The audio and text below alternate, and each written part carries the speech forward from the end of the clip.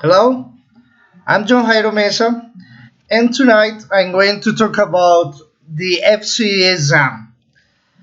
First, I gotta say that this exam is the logical step in your language learning journey, and it is one of the most popular exams accepted by thousands of businesses and educational institutions worldwide. So, this exam from Cambridge is divided in four skills. So, reading and use of English, composed by seven parts, writing by two parts, listening four parts, and speaking other four parts. Let's start with reading.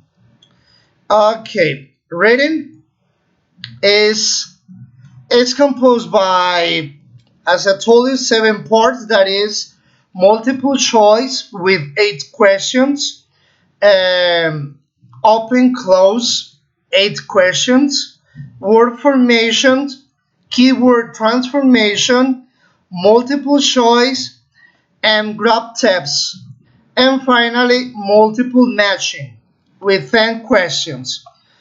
Okay, reading and use of English, and in part one you have a short test with eight words missing.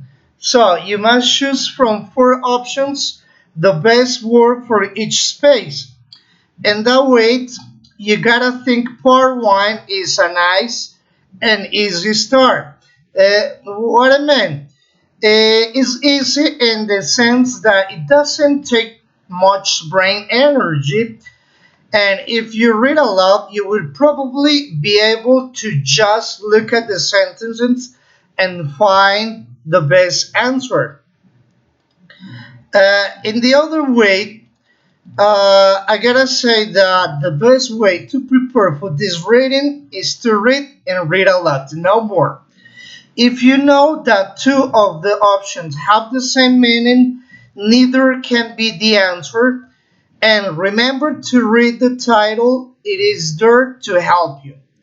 Finally, never lose time trying to think of the answer to the example. Okay? So, next is writing.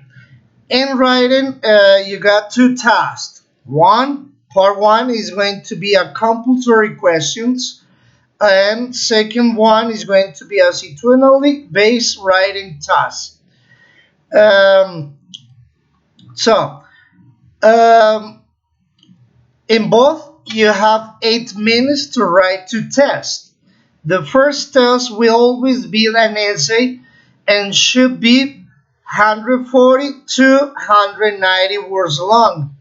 So, the second test can be an article, informal email or a letter, a formal email or letter, a report or a review, and it should be the same 140 and 290 words. So, to take into account, it's quite important that the examiner give you gives you a grade based on four things, which are content, communicative achievement, organization, and language. The two tests are worth equal points and have the same word lengths, so you should spend equal time on them. That gives you 40 minutes per test. Spend some of the time planning and some checking. Example, planning could be 10 minutes, writing 25 minutes, and checking 5 minutes around, right? So, in order to be successful at this part, because this could be too long for planning stage, but the more you plan, the fewer problems you will have later. Example, before you start writing this page, the page, you list all the subheadings and you know how will you start and how you will finish. It's much easier to write with the structure already prepared. Also, you must learn how to use these phrases if you want a good grade. One easy way to get higher score in organization is to ask a question and then answer it. The main skills you need are describing things and giving your opinions. Articles in these exams are usually written for English magazines or newsletters. The main thing is to make your articles interesting to read and to give your opinions on the topic. Okay? Now, listening is divided in four parts: multiple choice, multiple matching, sentences completion, and multiple choice again. Yes? Let's see. Listening, listening is quite important, and in this case, in this part, you gotta make sure to know what to expect in each part of the exam. Quite important before starting.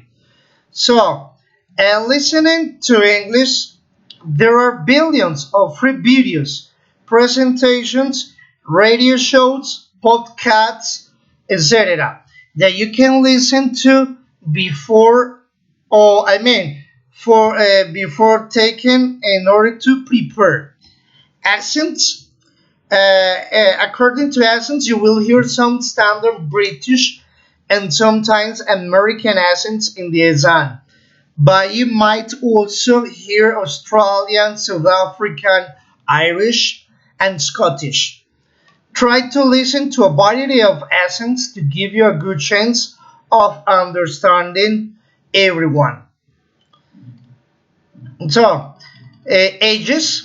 Talking about ages, the speakers will range from teenagers to the elderly. So again, make sure you're listening to a variety of types of people, or don't only listening to men or only women. Also, practicing listening to and writing at the same time. Many students complain about they can listen and write, but they can.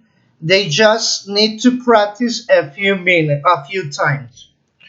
Also, students must focus on the ones they got wrong and try to work out why they got them wrong. Read the transcripts, listen again and again until they understand why the answer is the answer and why the answer is the wrong answer. So, investing 20 minutes in these activities will have a huge impact. Now, let's continue with speaking. Speaking is divided to in four parts. One is an interview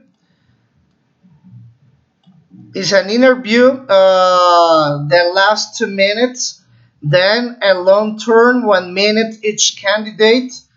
Part three is going to be a collaborative task around 3 or 2 minutes in a conversation. And then a part four is going to be a discussion that will last 4 minutes. It's only 15 minutes long, but for many students, the Fce speaking test is the most stressful part of this exam. A lot of students don't know what to expect. They don't feel confident in their English sometimes. They don't know how to prepare. So they must be each other in front of two examiners. One of the examiners will talk to you and the other one will take notes. There are four sections with different things to do in each session. as I told you before. Um, Questions are normally on the following topics or could be on these topics: hobbies, work or education, things you like, things you don't like, friends and family, holidays, sport, future plans, among others. It's quite important not to stress. Politely ask the examiner to repeat if you don't understand a question or a word. Example, could you say that again, please? Could you repeat it, please? Would you mind repeating, please? Etc. In FCE, you shouldn't speak like a robot. So don't write down answers to questions and memorize them. Instead, learn a few keywords and speak naturally, like you would do in your own language. Also, you can practice this with another student or a friend to get those questions easier. Okay, I think that is all, and it's quite important these exams. And most of the teachers, I think, a lot of teachers encourage their students to write their own questions. This exam is quite common in private schools or bilingual schools and private academies or institutions. Okay, thanks for listening and bye bye. Thank you.